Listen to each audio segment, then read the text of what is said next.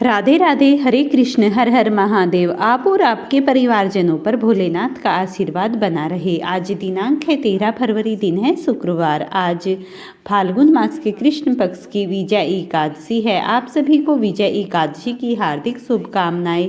एकादशी तिथि आज दोपहर 2:26 तक रहेगी। इसके बाद में द्वादशी तिथि प्रारंभ होगी और आज ब्रह्म मुहूर्त सुबह के 5:27 से 6:15 तक रहेगा।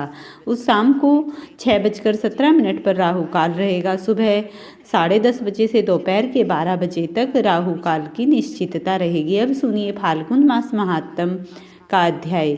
श्री व्यास जी कहते हैं, हे महाभाग युधिष्ठिर, भगवान शंकर के पश्चिम भाग में भगवान से कहते हैं कि हे स्कंद, जो पातकी और अतिपातकी हैं, अर्थात जो महापाप और जो ज्यादा पाप करने वाले हैं, वो अग्नि में स्नान करने मात्र से ही पवित्र हो जाते हैं। जैसे अत्यंत मलिन सोना आग में तपने से शुद्ध हो जाता है, उसी प्रकार देहधारी मनुष्य अग्नि तीर्थ में आकर पाप मुक्त हो जाता है। जो 5 प्रकार के महापाप करने वाले हैं, वे भी इस तीर्थ में स्नान करने, प्राणायाम और जप करने से शुद्ध हो जाते हैं, ऐसा मेरा मानना है। और यहाँ पर जो 5 शिलाएं हैं, उसमें सदा भगवान शिव की स्थिति है। वहीं पर सभी पापों का नाश करने वाला अग्नि तीर्थ भी है। स्कंद जी ने पूछा, पिताजी, वहाँ कैसी 5 शिलाएं हैं और उनका निर्माण कैसे किया जाता है? यह सब बातें पूरी तरह से विस्तार पूर्वक बताने की कृपा करें। तब भगवान शिव कहने लगे, बेटा, वहां पर नारदी, नारसिंगी, वाराही, गरुड़ी और मार्कंडेय, यह 5 शिलाएं विख्यात हैं, जो सभी मनोरथों को पूर्ण करने वाली हैं। एक समय देवऋषि नारद ने एक शिला पर बैठकर वायु का सेवन करते हुए एक महाविष्णु जी का दर्शन करने के लिए कठिन तपस्या की। वे 60,000 वर्षों तक वृक्ष की तरह स्थित भाव से उसी शिला पर विराजमान रहे। उसके बाद भगवान विष्णु एक ब्राह्मण का रूप धारण करके उनके सामने गए और उन्हें मुनि श्रेष्ठ नारद जी ने इस प्रकार कहने लगे कि मुनि, बताओ, तुम क्या चाहते हो? तब नारद जी ने कहा, आप कौन हैं और मैं इस निर्जन वन में आपके दर्शन से मेरे मन में बड़ी प्रसन्नता हो रही है। नारद जी के ऐसा कहने पर भगवान विष्णु ने कृपा करके उन्हें दिव्य स्वरूप का दर्शन कराया। उनके हाथों में शंख, चक्र, गदा और आयुध शोभा पा रहे थे। वे पीतांबर से सुशोभित और कमलों की माला से विभूषित थे। लक्ष्मी जी का निर्मल निवास, भूत भगवान का वृक्ष श्री वत्स चिन्ह तथा कोशाम्भुमणि की प्रभा से प्रकाशमान था। सुनंद आदि पार्षद भगवान जनार्दन की स्तुति कर रहे थे। उन्हें देखते ही नारद जी के शरीर में नए प्राण से आ गए और वे सहसा खड़े हो गए। हाथ जोड़कर बारंबार नमस्कार करते हुए श्री जगदीश्वर के श्री विष्णु जी की स्तुति करने लगे, जो सबके साक्षी और संपूर्ण जगत के अधीश्वर हैं, जिन्होंने भक्ति की इच्छा से दिव्य देह धारण किया है और जो शरणागतों के लिए दया के महासागर हैं। वे पावन दिव्य मूर्तिधारी भगवान श्री हरि मुझ पर प्रसन्न हो, जो संपूर्ण जगत के हित के लिए और साधु पुरुषों के मन को संतुष्ट कर और कल्याण करने के लिए शीघ्र ही उन्मत्त कलाओं द्वारा दिव्य देह धारण कर प्रसन्नता पूर्वक दिव्य लीला और हास्यपूर्ण दृष्टि प्रकट करते हैं। सतगुण का समुदाय ही जिनका स्वरूप है, वे भगवान विष्णु मुझ पर प्रसन्न हो। प्रभु, आप वासुदेव, संघर्ष, प्रद्युमन तथा अनिरुद्ध स्वरूप विष्णु जी को मेरा बारंबार प्रणाम है। हे जनार्दन, आज तो आपके दर्शन से मेरा जीवन धन्य हो गया। मेरी तपस्या फलवती हुई और मेरा ज्ञान भी सफल हो गया। देवऋषि नारद के द्वारा इस स्तुति को सुनकर भगवान कहने लगे, नारद, तुम्हारी इस तपस्या और स्तुति से मैं प्रसन्न हूँ। तीनों लोकों में तुमसे बढ़कर कोई दूसरा भक्त नहीं। तुम्हारा कल्याण हो। अब तुम कोई वर मांगो। तब नारद जी कहने लगे, देव, अगर आप मुझे वर देंगे तो आप अपने चरण कमलों में अविचल भक्ति मुझे दीजिए। मेरी शिला के समीप रहना और कभी मुझे छोड़िएगा मत। यह मुझे दूसरा वर दीजिए और मेरे इस तीर्थ के दर्शन, स्पर्श, स्नान और आचमन करने वाला मनुष्य पुनः संसार में शरीर न धारण करे। यह मेरा तीसरा वर है। इसे सुनकर श्री भगवान बोले, तथास्तु, मैं तुम्हारा स्नेह समस्त चराचर जीवों को मुक्ति देने के लिए तुम्हारे तीर्थ में निवास से ही करूंगा। ऐसा कहकर भगवान विष्णु ही अंतर्धान हो गए। इसके बाद नारद जी ने कुछ दिनों तक बद्री क्षेत्र में निवास करके मथुरापुरी को प्रस्थान कर गए। स्कंद जी ने कहा, प्रभु, अब मुझे मार्कंडे शिला की महिमा बताइए। तब भगवान शिव कहने लगे कि पहले त्रेता युग के अंत में मार्कंडे जी के तीर्थ यात्रा का परिश्रम उठाते हुए मथुरा नगरी में आए। वहां उन्हें नारद जी का दर्शन हुआ। मार्कंडेय जी ने नारद जी का पूजन कर उन्हें प्रणाम किया। तब उन्होंने जहाँ साक्षात नारायण विद्यमान है उस बद्री क्षेत्र का महात्म इस प्रकार बताया कि साधु बद्री तीर्थ महाक्षेत्र हैं, वहां भगवान विष्णु का नित्य निवास है, तुम वहीं जाओ, वहां तुम्हें साक्षात श्री हरि का दर्शन होगा। यह सुनकर मार्कंडेय को बड़ा आश्चर्य हुआ। वे बद्री का आश्रम में आए और वहां स्नान करके शिला पर बैठकर परम उत्तम अष्टांग अर्थात ओम नमो नारायण इस मंत्र का जप करने लगे। 3 रात तक जपने के बाद आखिरकार जब भगवान जनार्दन उन पर प्रसन्न हो गए, उन्हें शंख चक्र गदा पदा और वनमाला आदि से विभूषित अपने दिव्य स्वरूप का दर्शन कराया। उन्हें देखकर मार्कंडेय जी अत्यंत तेजी से उठे और प्रणाम कर बड़ी भरी गदगद वाणी में उनकी स्तुति करने लगे। हे प्रभु श्री हरि, इस आश्वासन अर्थात क्षण भंगुर संसार में आपके युगल चरणविंद ही सार हैं। संसारी मनुष्यों का उद्धार कैसे हो। हे अचैत्य, मैं आध्यात्मिक आदि तीनों तापों से अत्यंत थका हुआ हूँ। अनेक प्रकार के बढ़े हुए ज्ञान से ढका हुआ संसार रूपी कोहरे में भटक रहा हूँ। कृपया मेरा उद्धार कीजिए। हे करुणा सागर, अनेक प्रकार की योनियों में दबाकर निकलने से प्राप्त हुई गर्भवास जनित शारीरिक वेदना से मैं कितनी बार पार कर चुका हूँ। अब मेरी रक्षा कीजिए। जरा मृत्यु और बाल्यावस्था आदि के दुखों से भरे पड़े संसार में मैं बहुत पीड़ित हूँ। फिर भी इस संसार के समुद्र में मेरी सुख बुद्धि हो रही है। दया सिंधु, मेरी रक्षा कीजिए। हे प्रभु, कभी मैं कीट योनि में पड़ा, कभी सवदज जीव के रूप में जन्म लिया, कभी उज योनि में आया और कभी मैं सौभाग्यवश मनुष्य को प्राप्त हुआ। सब योनियों में जन्म लेकर मैं बहुत विपत्ति भोग चुका हूँ। सब सर्वथा निस्तेज और अनाथ हूँ। हे अचैत्य, कृपया कर अपनी शरण में आए हुए मुझ सेवक का अब उद्धार कीजिए। बुद्धिमान मार्कंडेय जी ने कहने पर भगवान श्री विष्णु ने प्रसन्न होकर कहा, हे ब्रह्मऋषि, मुझसे कोई वर मांगो। तब मार्कंडेय जी ने कहा, भगवान दीन वत्सल, अगर आप मुझ पर प्रसन्न है तो मुझे पूजन और दर्शन में अविचल भक्ति दीजिए। साथ ही मैं चाहता हूँ कि इस शिला पर आपका निवास बारंबार बना रहे, यही मेरे लिए सबसे बड़ा वर है। तब बहुत अच्छा कहकर भगवान विष्णु अंतर्धान हो गए। इसके बाद मार्कंडेय जी अत्यंत प्रसन्न होकर अपने पिता के आश्रम में चले गए। जो मनुष्य इस प्रसंग को सुनाता है उसे भी भगवान गोविंद की प्राप्ति होती है। भगवान शिव कहते हैं कि कश्यप जी ने विनीता के गर्भ से 2 महाबली और महापराक्रमी पुत्र हुए, जिनका नाम था गरुड़ और अरुण। इनमें से अरुण तो सूर्यदेव के सारथी हुए और गरुड़ ने भगवान विष्णु का वाहन होने की इच्छा से दक्षिण भाग में गंध मादक के शिखर पर कठिन तपस्या प्रारंभ की। वे फल, मूल और जल का आहार करते, द्वंद्वों को धैर्य देकर सहते और जप करने वालों में श्रेष्ठ होकर एक पैर से पृथ्वी पर खड़े होकर जप किया करते। भगवान के दर्शनों की इच्छा से उन्होंने बहुत वर्षों तक कठिन तपस्या की। तब साक्षात भगवान प्रसन्न हुए और उनके सामने प्रकट हो गए। लीन गरुड़ का ध्यान भंग नहीं हुआ। तब उन्होंने अपनी श्रेष्ठ शंख बजाया, लेकिन उनमें से भी महात्मा गरुड़ का ध्यान नहीं टूटा। तब भगवान श्वास के साथ गरुड़ के ही भीतर प्रवेश करके उनमें बाह्यमुखी वृत्ति पैदा करते और बाहर आकर प्रकट हो गए। उस समय गरुड़ भगवान विष्णु को सामने देखकर निर्भय हो गए। उन्होंने संपूर्ण शरीर में रोमांच आया और हाथ जोड़कर उन्होंने भगवान की स्तुति प्रारंभ कर दी। हे भगवान, तीनों लोकों में निवास करने वाले देहधारियों का अंतःकरण आपका निवास है, आपकी जय हो। संसार की उत्पत्ति, स्थिति और संहार रूपी लीला विलास से विलासित हो, जो आपकी महिमा विष्णु शिव रूपी त्रिविध मूर्ति है। उनकी कीर्ति में प्रभा से संपूर्ण जगत समुदाय प्रकाशित होता है। ठीक उसी प्रकार जैसे सूर्य अपनी किरणों से समस्त विश्व को प्रकाशित करता है, आप अपने भक्तजनों के हृदय में कमल में भरमर की तरह शोभा पाते हो।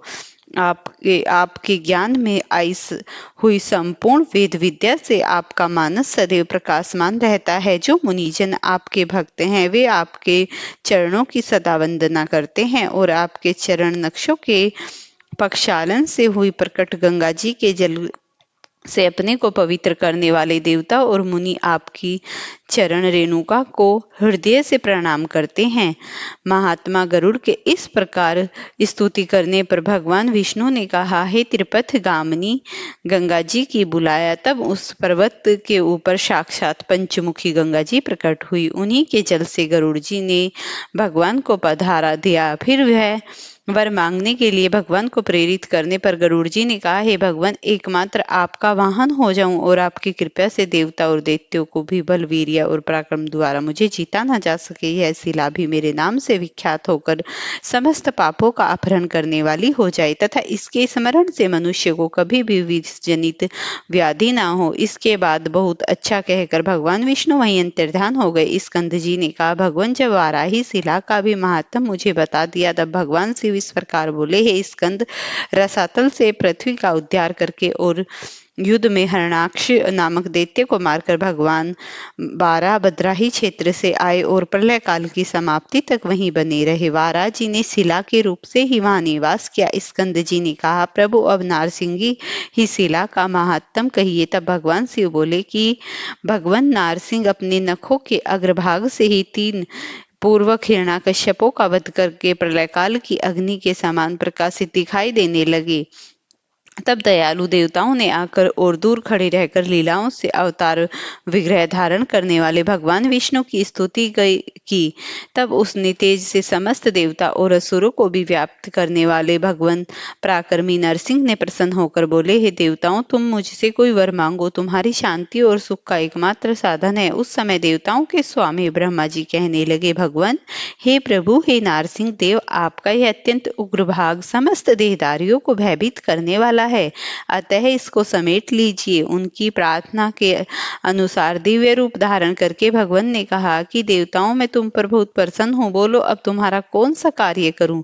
तब देवतागण कहते हैं कि हे प्रभु, हमारा अभीष्ट वर यही है कि हमारा मन प्रसन्न करने वाले परम शांत चतुर्भुज रूप से ही हमें दर्शन दिया करे। तब भगवान ने उन्हें दिव्य दृष्टि से देखकर विशालपुरी अर्थात बद्री का आश्रम को चले गए।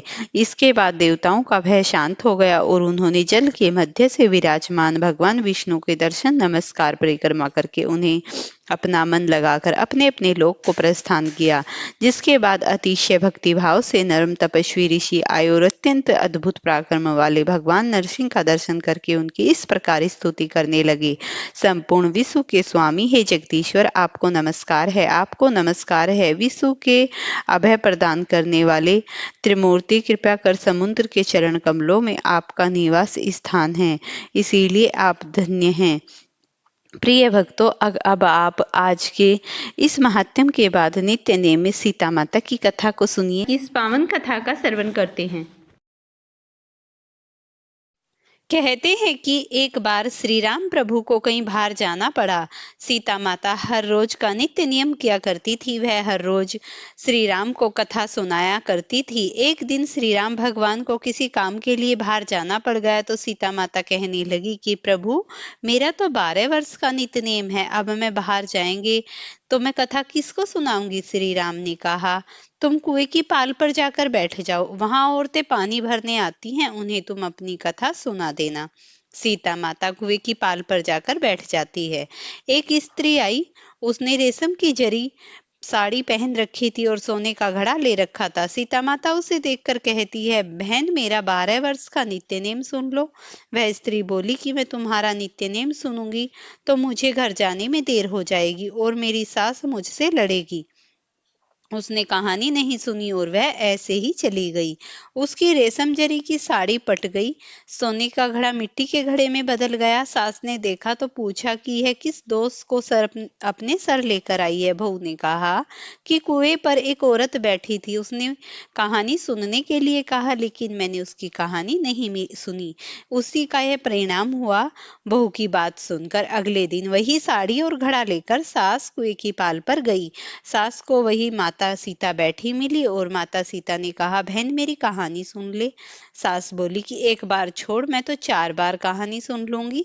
राम आए लखन आए, देश के पुजारी आए, नित नेम का नेम लाए, राम आओ बैठो राम, तपी रसोई जियो राम, माखन मिश्री खाओ राम, दूध बतासे पायो राम, सूत के पलको माठो राम, साल दुसाला पाठो राम, साल दुसाला ओढ़ो राम, जब बोलूं तब राम ही राम, राम सवारे सबके काम, खाली घर भंडार बड़े भरेंगे, सबका बेड़ा पार करेंगे, जय श्री राम जय श्री राम।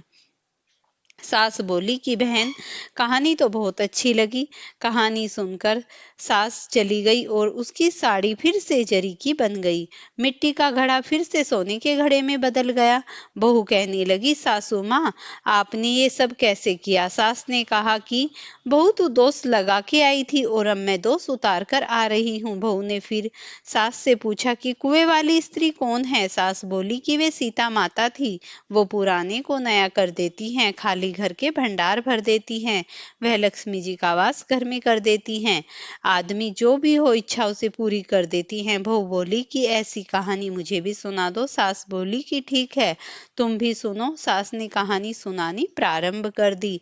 राम आए लखन आए, देश के पुजारी आए, नित नेम का नेम लाए, आओ राम बैठो राम, तपी रसोई जियो राम, माखन मिश्री खाओ राम, दूध बतासे पायो राम, सूत के पलको माठो राम, साल दुसाला पाठो राम, साल दुसाला ओढ़ो राम, जब बोलूं तब राम ही राम, राम सवारे सबके काम, खाली घर भंडार भरेंगे, सबका बेड़ा पार करेंगे, जय श्री राम जय श्री राम, राम राम जय जय राम। कहानी सुनकर बहू बोली कि कहानी तो बहुत अच्छी लगी। सास ने कहा, ठीक है, इस कहानी को रोज कहा करेंगे। अब सास बहू रोज सवेरे उठती, नहाती धोती और पूजा करने के बाद नित्य नेम की कहानी सीता माता से कहती। एक दिन उसने यहाँ एक पड़ोसन आई और सास बोली कि बहन जरा सी आँच दे देना। वह पड़ोसन उसकी सास को कहने लगी। वह बोली कि आज तो भी हमने जलाई ही नहीं। पड़ोसन ने कहा, तुम तो सवेरे 4 बजे उठकर क्या कर रही हो फिर? उन्होंने कहा कि सुबह उठकर हम पूजा करते हैं, फिर सीता माता की नित्य नेम की कथा कहते हैं।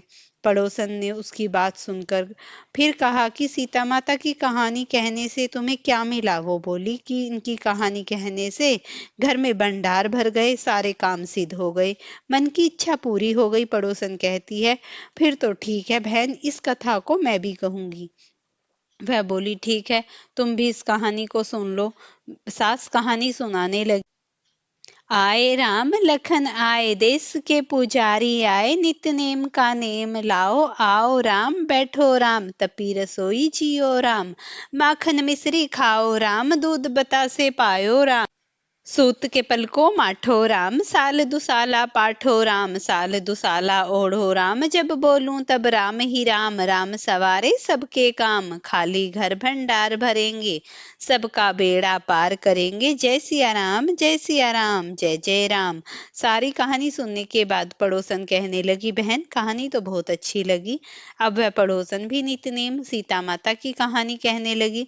कहानी कहने से सीता माता ने पड़ोसन के घर में भी भंडार भर दिए। हे सीता माता, जैसे आपने उनके घर में भंडार भरे, वैसे भी आप हमारे घर के भंडार भरना। कहानी सुनने वाले और कहने वाले सबको सुखी जीवन देना। प्रिय भक्तों, अगर आपको ये कथा पसंद आई हो तो इसे लाइक और शेयर करना। चैनल पर नए हैं तो चैनल को सब्सक्राइब कर